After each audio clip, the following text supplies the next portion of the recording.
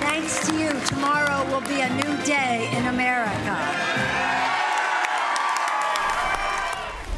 Good evening. I'm Lawrence O'Donnell, and this is a special Thanksgiving weekend edition of The Last Word. For 2 long years, America waited. Since Election Day on November 8th, 2016, most Americans, most voters, have been waiting for the chance to do something about what happened to this country on election night in 2016, when the candidate who came in second in the vote was awarded the presidency through the outdated and anti-democratic institution of the Electoral College. American voters did not want Donald Trump to be president, but the Electoral College formula gave it to him. And so for 2 years, most Americans have disapproved of the Trump presidency every day of that presidency, every single day for 2 years. And on November 6th, American voters rose up in resistance to the Trump presidency. And on Election Day this year, those voters handcuffed Donald Trump.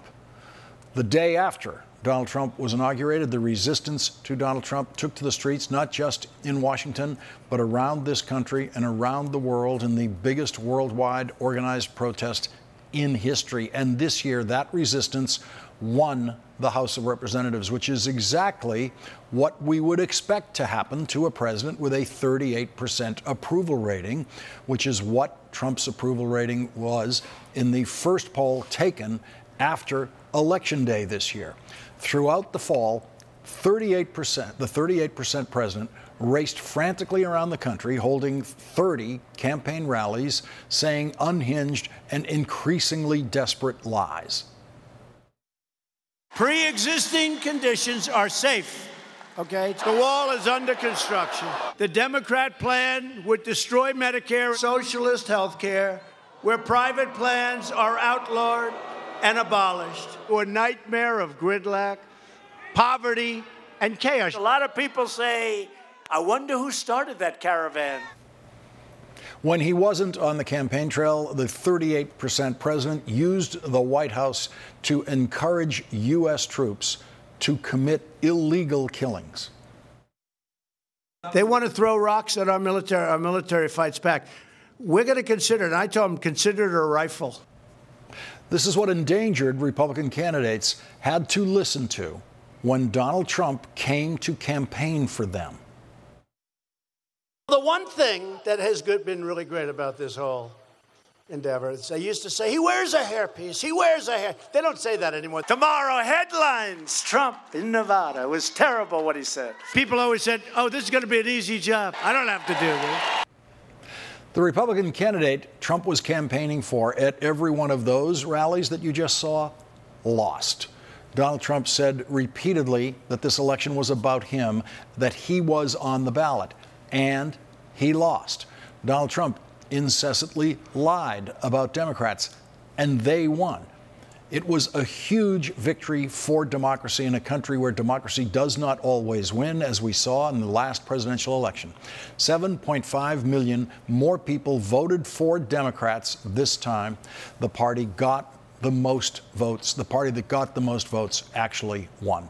This time, democracy won, and democracy had to fight against gerrymandered congressional districts rigged by Republicans to defy democracy. Democracy had to fight against voter suppression in a country where Republican-controlled states tried to make voting as difficult as possible because they know democracy is their enemy. Democracy won. The resistance won. And the 38% president is now having a very bad start of what promises to be an increasingly difficult road to the next election 2 years from now. Joining our discussion now, Joy Reid, the host of AM Joy here on MSNBC, Neera Tanden, president of the Center for American Progress, and Jared Bernstein, senior fellow at the Center on Budget and Policy Priorities. He was economic policy advisor to Vice President Biden.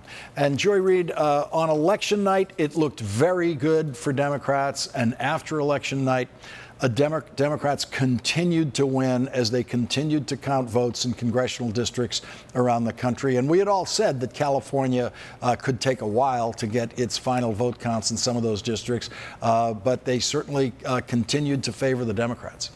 Yeah, absolutely. And I think you made the most important point right at the beginning, Lawrence, because Donald Trump is a minority president, right? He was elected by a minority of people. This country obviously was sort of engineered and structured to allow for minority rule, and we are in minority rule right now because of the way the United States Senate is structured and because of the Electoral College. But typically, when a president is elected by a minority, they will at least attempt to try to expand so that they have a functional majority of the country supporting them. Donald Trump has no interest in doing that. He wants to only govern 38% of the country, but his idea for trying to have his party hold on to Congress was to scare the bejesus out of that 38% and to say to white America, you have to be terrified of the idea of this brown tide of people marching, 1,000 miles away. You have to be afraid of the idea of the Obama coalition having any power. And so you just need to vote on fear, on racial panic. Well, it turns out racial panic is quite an effective strategy for some voters, but it doesn't help you in the suburbs and in urban areas where there are more humans.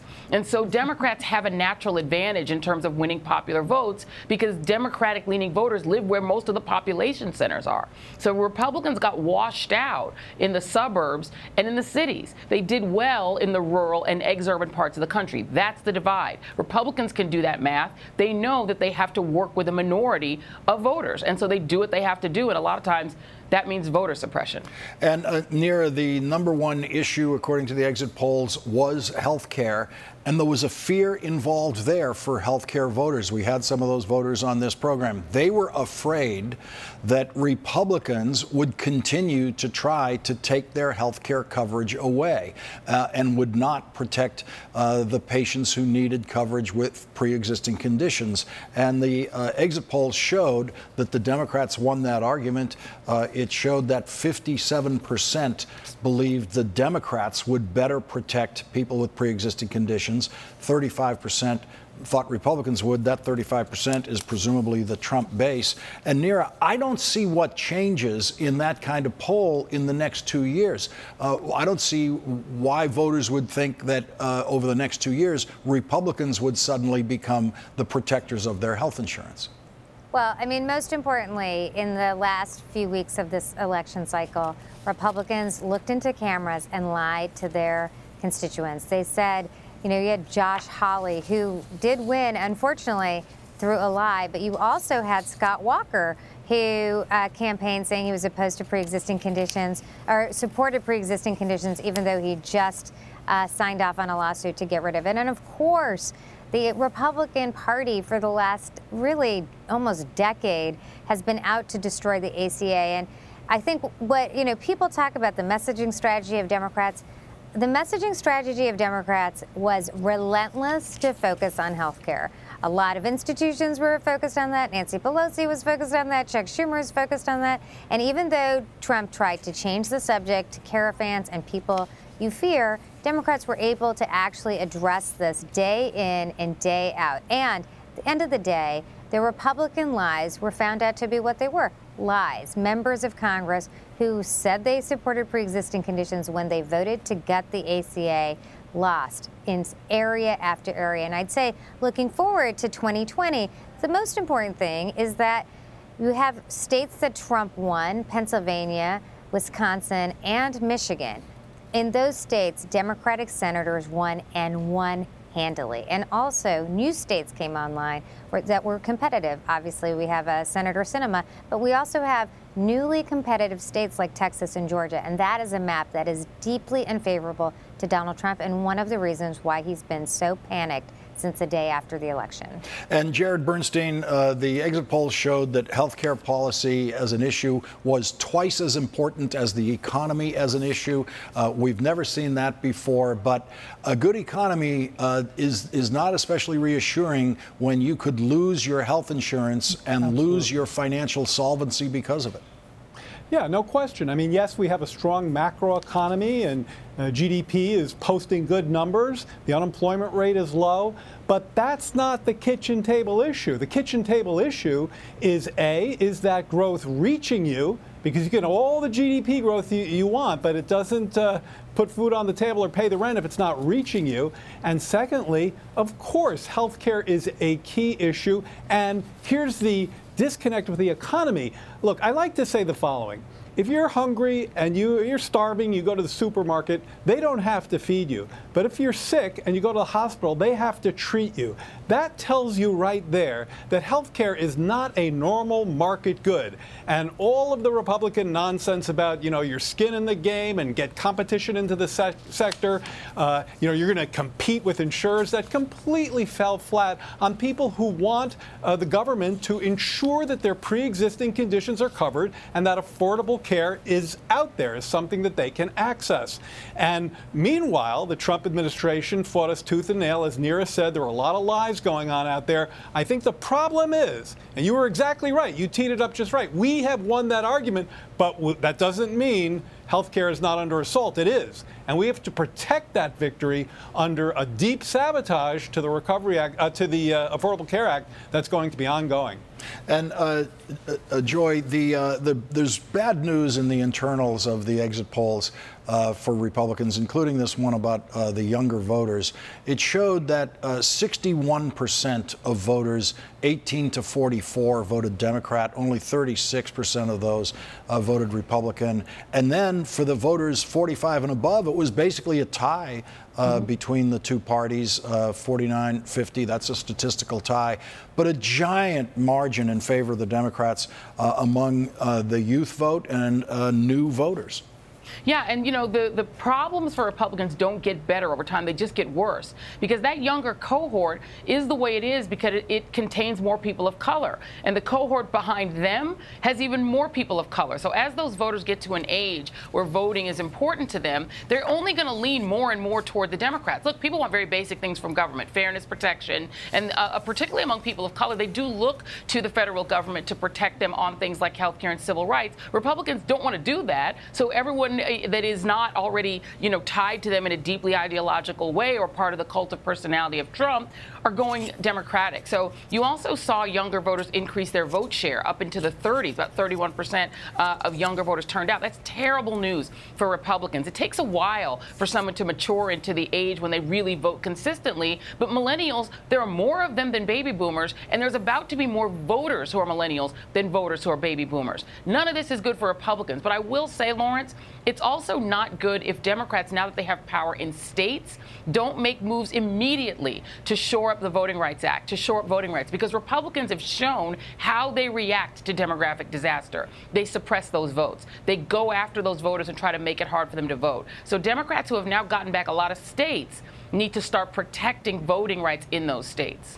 And Neera, when you look at the results of the United States Senate, the Republicans holding on, not very impressively, but holding on. And that's because Democrats had more than double the number of Senate seats to defend than Republicans did. That gets reversed 2 years from now, and Republicans will have almost double the number of seats to defend than Democrats will. And so Democrats will have that massive statistical advantage just going into it. And if you're Mitch McConnell and you watched what happened to the House of Representatives, you have to have a very strong fear that the United States Senate is next. I mean, I have to say, the map in 2 years is so much better. It's almost night and day. And really, I think it is interesting to look at what's happening in the states that Republicans will be in. So just take an example, Colorado. Colorado flipped an important House seat, but the entire state, almost the entire statewide races went Democratic.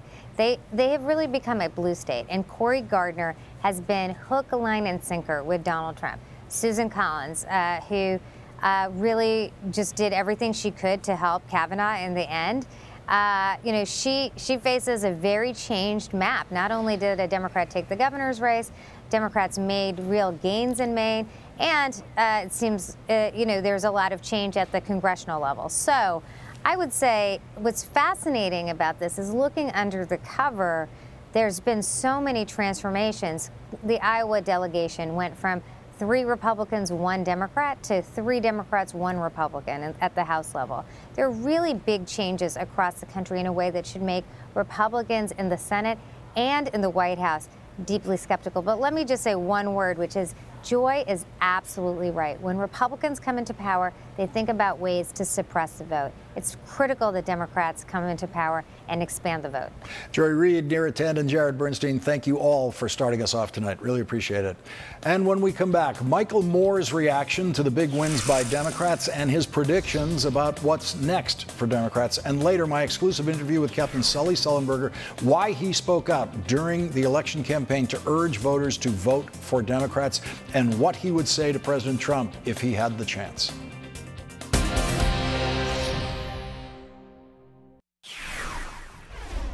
In the final days of the election campaign, Michael Moore and I talked about a 25-year-old registered voter in Georgia named Aaron, who told New York Magazine that he probably wasn't going to vote because he wasn't inspired enough by the candidates.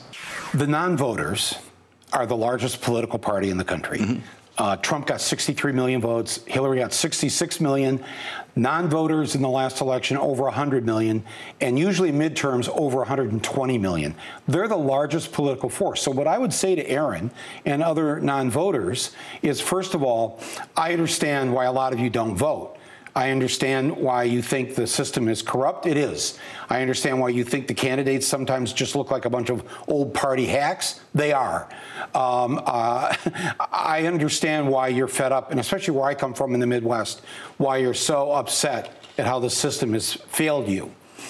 But here's the good news. And can I just speak to Aaron directly? Please do. Aaron.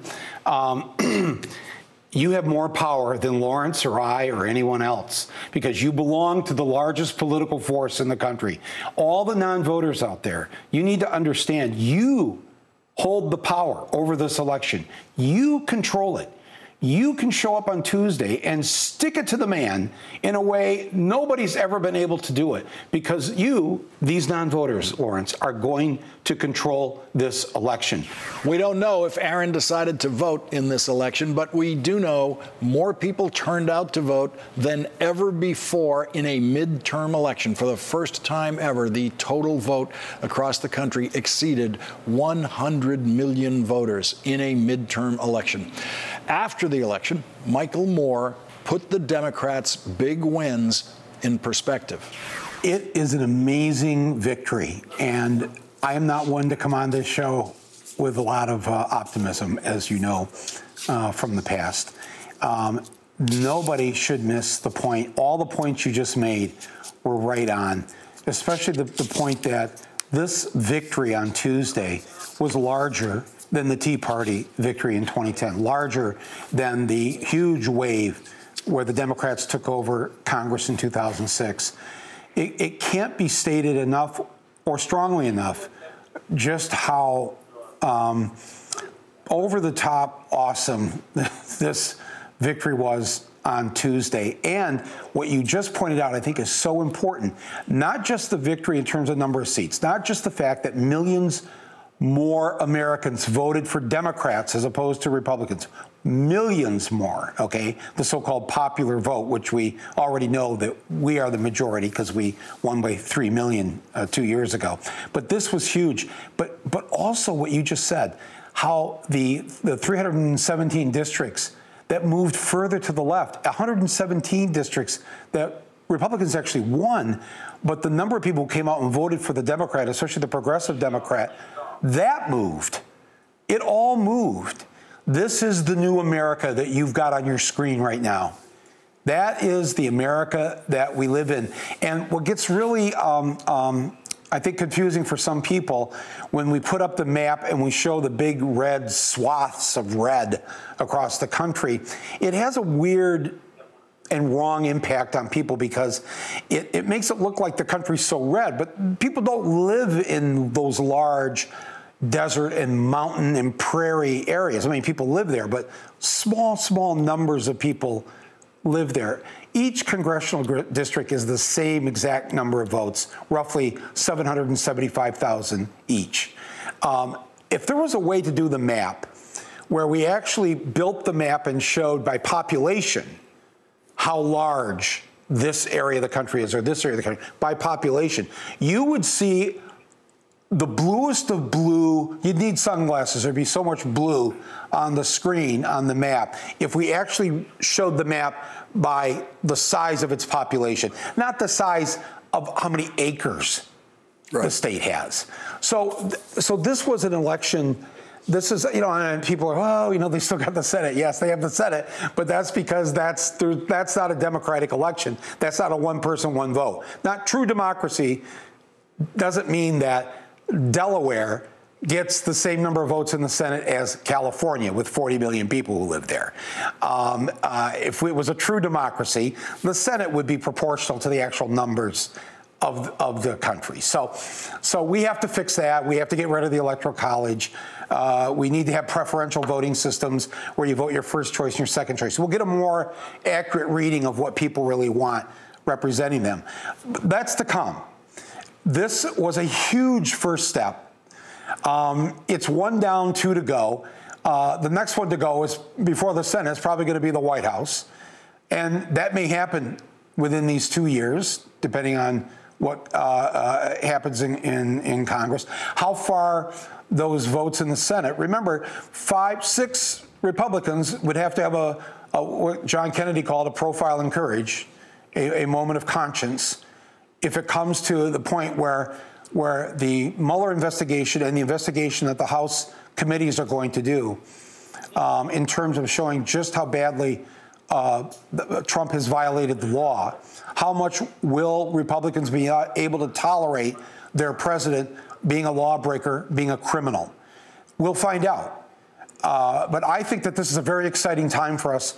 And everybody, just the shots you've been showing all night on MSNBC of these protests in the street all over America that started at 5 p.m. on the West Coast and happened 5 p.m. local time all over the place. I'm getting reports from people all over in the smallest of towns where there's 100 people there. And there's only 1,000 people in the town. So this is going to have to continue, though. We're going to have to be in the streets a lot, I'm afraid, because Trump believes he's going to get away with what he's going to get away with, what he thinks he's getting away with now in the Justice Department with Matt Whitaker. So that's my take on everything. Michael, to that point, imagine a world today in which the Democrats had not won the House of Representatives. They came up one shy or whatever it was, and they did not win the House of Representatives.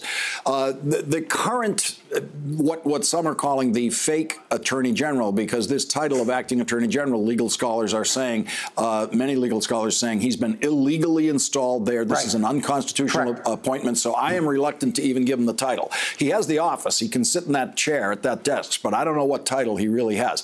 Imagine that person is sitting in the Justice Department tonight with what was going to be a Republican-controlled House of Representatives, instead of what he's living with, which is the knowledge that come January, they can pull him into the Judiciary Committee at the House of Representatives, put him under oath, and make him answer every question about what he said to Donald Trump before he was appointed and what Donald Trump said to him. And those questions will be asked under oath. And that was not going to happen without that win Tuesday night. You're so right to say that. And you're right. Imagine if we hadn't won on Tuesday night.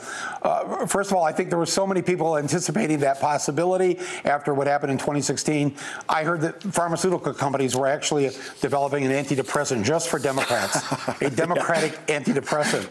But fortunately, they don't need that now. They can go back to the lattes and cappuccinos for their medicinal purposes. But seriously, though, I think that this is so critical what's going on in the Justice Department, because what you have now, we already had a constitutional crisis with Trump's behavior prior to the election. We now have a constitutional crisis within the constitutional crisis. We now have a state of emergency within the state of emergency. This has gotten very dangerous, and we haven't even touched on what happened in Thousand Oaks today with the people that were killed. We live in a country now where an American can go into a bar and kill 12 people, can go into a synagogue and kill 11 people, can go into a Kroger looking for black people and kill black people. We are in a very, very dangerous situation. All of us have to be up and active. We have to be on guard. And Ruth Bader Ginsburg, if you're recovering tonight and watching this, seriously, I would do anything for you. I would literally donate a rib for you, although my ribs might not be, it might take up your whole body, but I'm just saying that we've got a lot of things in front of us here, a lot on our plate, Lawrence, but the people are going to be heard, and they're not going away just because they won on Tuesday night. Michael Moore, thank you very much for joining us tonight, starting us off tonight. Really appreciate it. Thank you, Lawrence. Thank you so much. Coming up, the powerful message of hero pilot Captain Sully Sullenberger, why he urged people to vote for Democrats. My exclusive interview with Captain Sullenberger is next. And later, Obamacare was the most important issue for voters in this election. You'll meet a health care voter who was voting to preserve her young son's access to health insurance.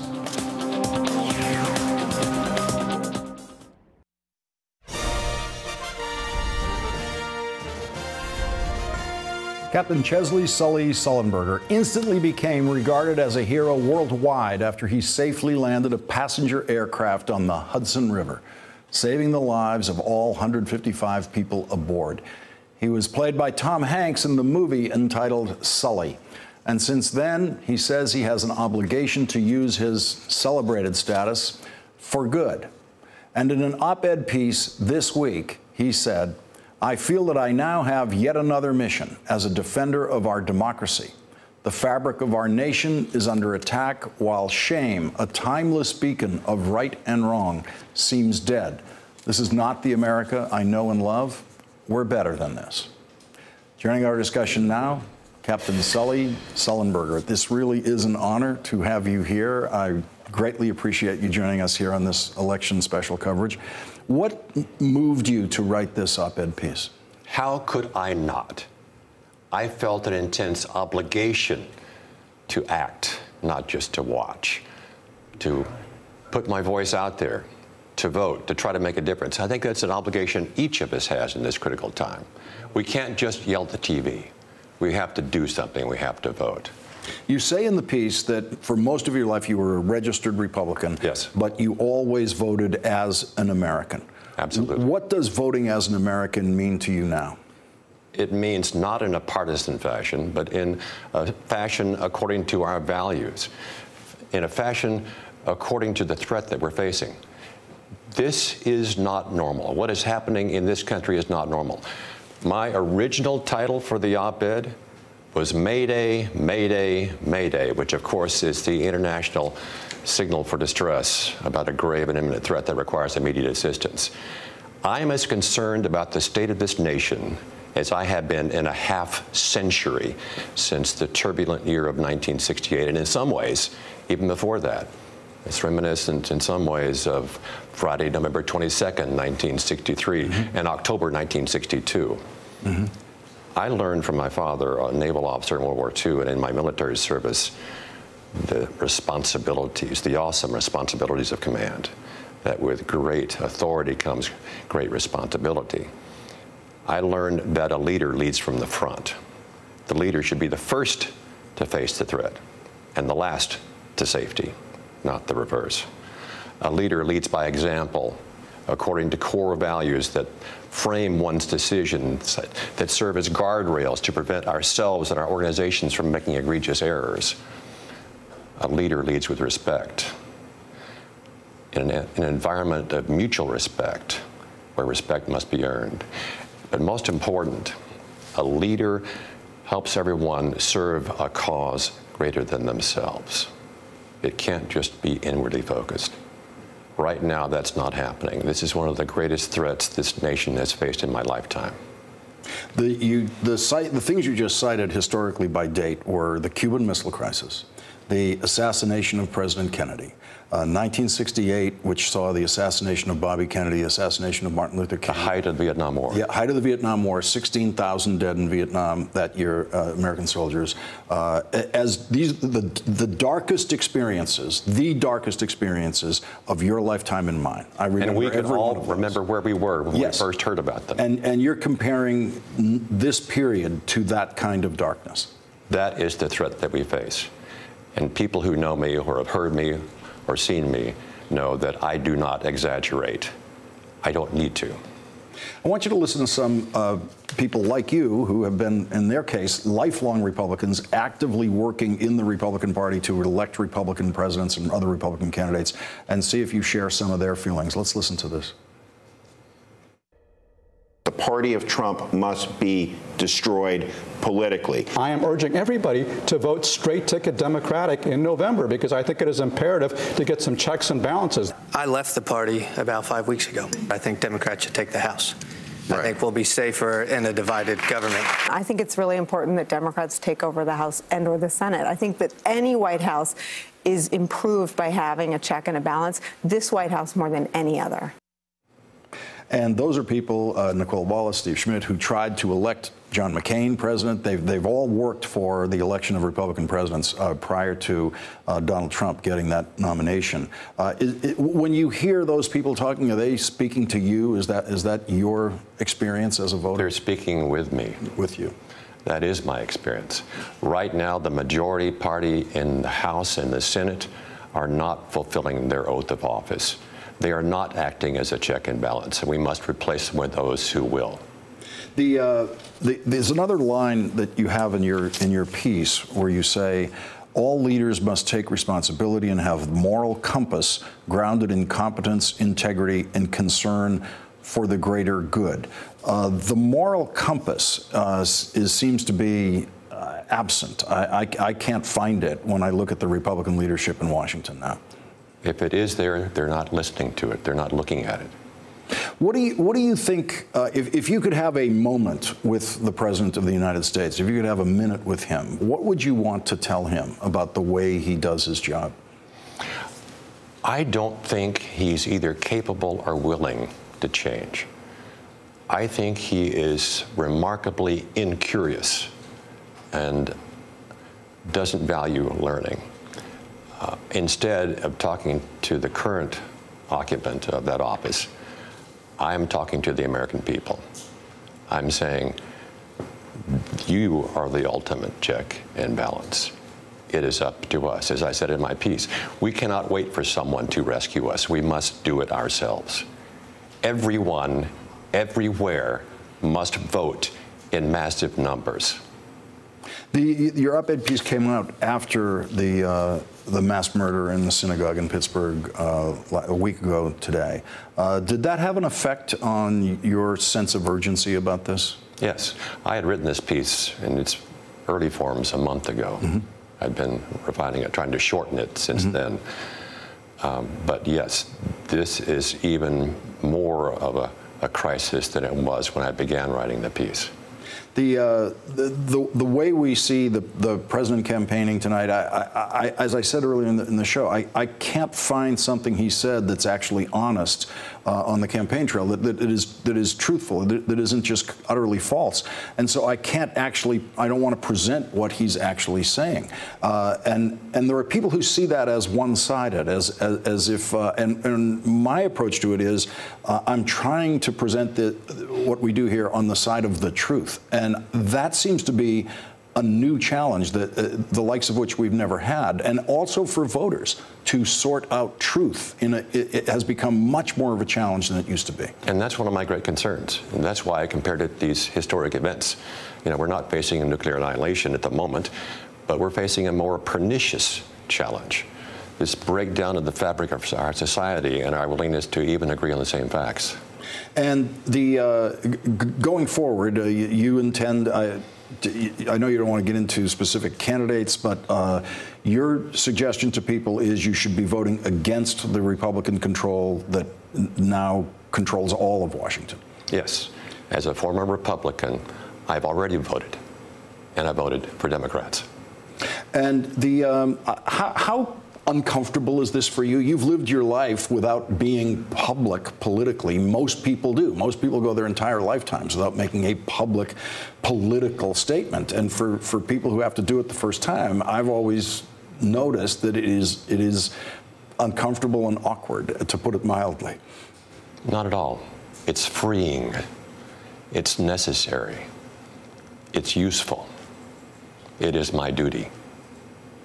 Would you be able to sit back and watch this process and watch this election process without responding to that sense of duty? A lot of people do. A lot of people feel the way you feel, but they don't feel they have a duty to speak publicly.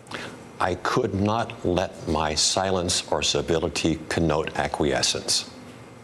When we get past this election, do you expect to continue to have a political voice, to continue to raise your voice at certain points politically, or have you even felt your way through what that's going to be like?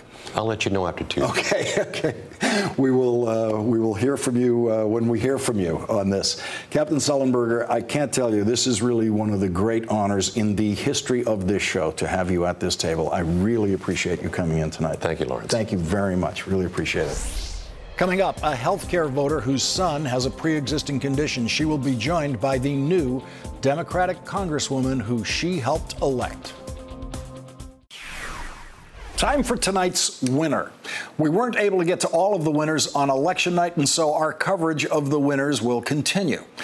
The Democrats passed Obamacare in the spring of 2010, and 7 months later, they lost everything. They lost the House of Representatives and they lost the Senate. Now the Democrats have won back the House of Representatives thanks to Obamacare. And that is a perfect lesson in the kind of patience you need if you want to soberly analyze the politics of governing, which is infinitely more complex than the politics of campaigning.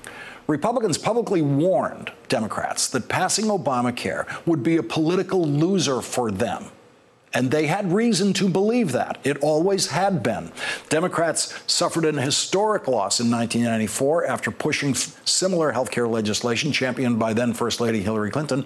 The Democrats had big margins in their majorities in the House and the Senate then, and they lost it all in the next congressional election. That time, the Republicans won the House of Representatives for the first time in 40 years. 40 years. And they believed that was thanks to defeating the Clinton health care bill. And since then, Republicans have come to believe that their fortunes depend entirely on opposing everything that Democrats say or do about health care. But not anymore. Now Republicans believe the only way they could win is by trying to sound like Democrats. I completely believe, just based on my own family's background, that you should have a right, whether you have a pre-existing condition or not, to be able to get health care. I do protect folks with pre-existing conditions. I am passionate about protecting people with pre-existing conditions. We will always cover people like my wife with pre-existing medical conditions. Every one of those Republicans was lying about their support for guaranteeing affordable health care coverage for people with pre-existing conditions. But it was a lie that they felt they never needed to tell before. The exit polls show why Republicans were telling that lie. The exit polls show that among actual voters this year, health care was the #1 issue in this election. And this time, it turned in favor of the people who brought you Obamacare, the people who gave you the first legislated protections in history for people with pre-existing conditions. The Democrats. Tasha Nelson is a health care voter. She is the mother of a 7-year-old boy named Jack with the pre-existing condition of cystic fibrosis. She joined us on this program before the election and told us that she was a swing voter who usually leaned Republican, but this time she'd be voting for Jennifer Wexton in the congressional race in her Virginia district.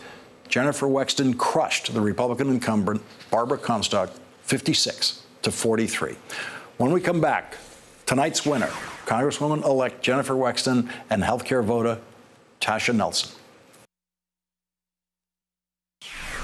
Joining our discussion now is tonight's winner, Democratic Congresswoman-elect Jennifer Wexton, who flipped Virginia's 10th congressional district for the Democrats, and one of her voters, Tasha Nelson. Tasha, welcome back to the show. Your vote worked. Let's hear from your Congresswoman-elect.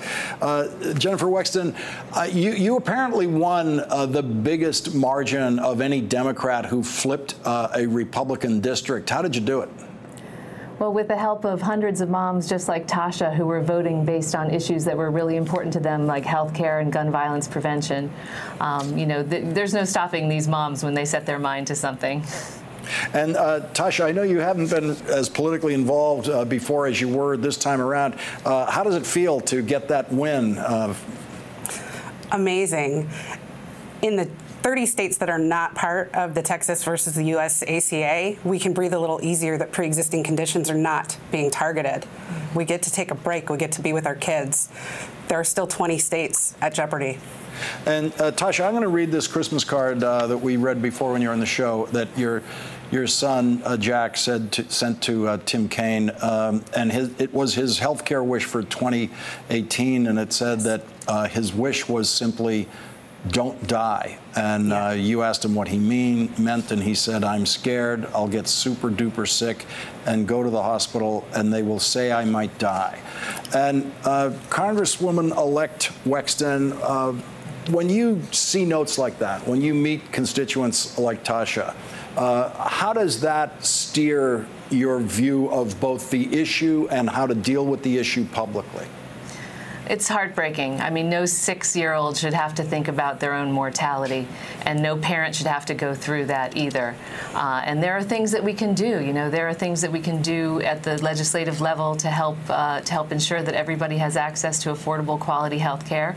And I hope that now, with the Democrats in the majority and health care voters speaking out, I think that we'll be able to finally do some good stuff. And Tasha, you mentioned the lawsuits that Republicans around the country, attorneys general in different states around the country, have brought against Obamacare, against the Affordable Care Act. And they're doing that while Republican candidates are out there saying, oh, no, we absolutely want to guarantee the coverage, affordable coverage for pre-existing conditions. They are. They're banking on the fact that the American public is not aware of or does not know enough about that lawsuit when they say those things. But the fact is there are 20 states at risk of losing coverage for pre-existing conditions today. And Jennifer, there's more work Jennifer to be Wexton, done. The Republican language on this is simply that they are in favor of supporting legislation to make sure that people with pre-existing conditions can get health insurance. But that was never the point. The point was that that insurance be affordable, because there is some price point at which you might sell an insurance policy to someone with a pre-existing condition, but that price point might be $100,000. Exactly, and the proposals that they have in the Senate now says, well, you can't deny coverage for someone with a pre-existing condition, but you can deny them coverage for that pre-existing condition, and you can also discriminate against them when it comes to setting a premium, and that obviously defeats the entire purpose of this.